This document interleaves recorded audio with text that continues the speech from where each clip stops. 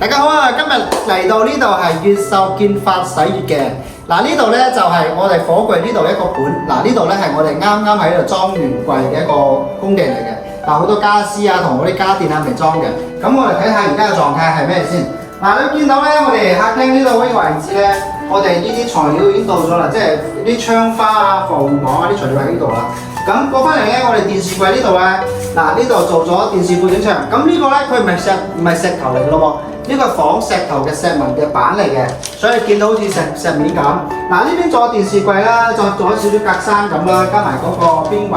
咁過翻嚟呢個餐廳嚟嘅，你要見到啦，兩邊嘅餐廳咧位置升，餐廳同客廳係比較闊嘅，所以咧呢個做咗個餐邊櫃，做埋啲吊櫃啦，其實幾好睇嘅。咁過翻嚟見到好多啲燈櫃又未裝，呢個貨咧又冇裝晒㗎。咁呢邊咧做一個儲物櫃，嗱呢個儲物櫃呢個位置。咁你要睇到嗱，你大概睇睇啊！嗱，呢度出邊咧做咗防護網啦，因為呢度係冇做嗰個太陽台封窗嘅。你會見到呢個太陽台咧係超級闊嘅，呢度大概有6米嘅一個太陽台觀景嚟嘅。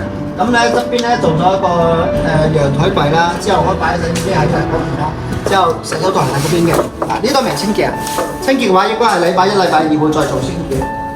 咁過翻嚟咧。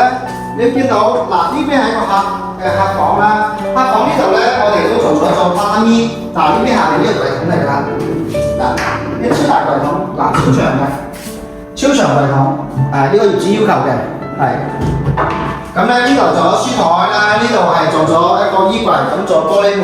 咁呢個門咧做上下層級嘅，係，可以做好多儲物嘅，下邊咧都係做咗啲呢個儲物空間超級大。嗱，呢邊做咗圓弧㗎啦，見到咁我嘅面板會開出嚟呢度。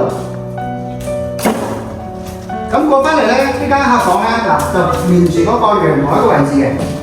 咁呢間房我哋都唔係做好多嘢就留翻呢個做個床廳，之後咧做個書台，咁做個衣櫃啦，做玻璃門啦，呢度做幾扇門上下門咧咁啊。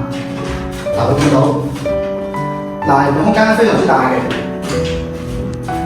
做埋啲鋪連上去，咁呢個位置咧做呢啲圓弧嘅，嗱啲圓弧嘅弧度咧做得非常之靚，佢係冇爆邊又會有任何嘅個瑕疵嘅，咁所以睇呢個可以值得學習嘅。咁過翻嚟咧，呢個係個細兒童房嘅榻榻米房嚟㗎，咁呢邊你見到嗱側邊一上去咧可以上到呢間呢個床褥邊度，咁呢邊下仲有咩咧？仲有啲儲物櫃啦，你見到啊？嗱，擺啲衫喺呢度，之後咧儲物櫃。呢度仲有個床褥，咁下邊呢度擺啲窗簾，咁插落去得啦。係，下邊呢仲有好多儲物嘅。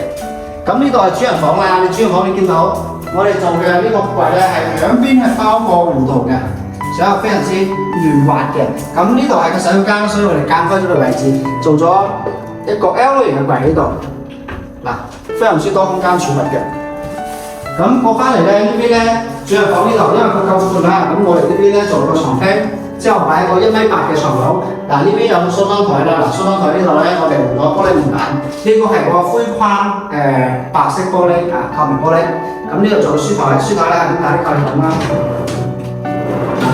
咁呢個位置咧邊框呢度有個凹位，咁我啱好做咗儲物，就喺呢個位置啦。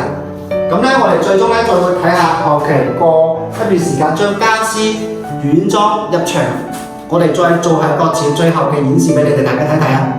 咁而家嘅今一期咧，咁我就俾你展示到而家嘅裝修嘅效果啦。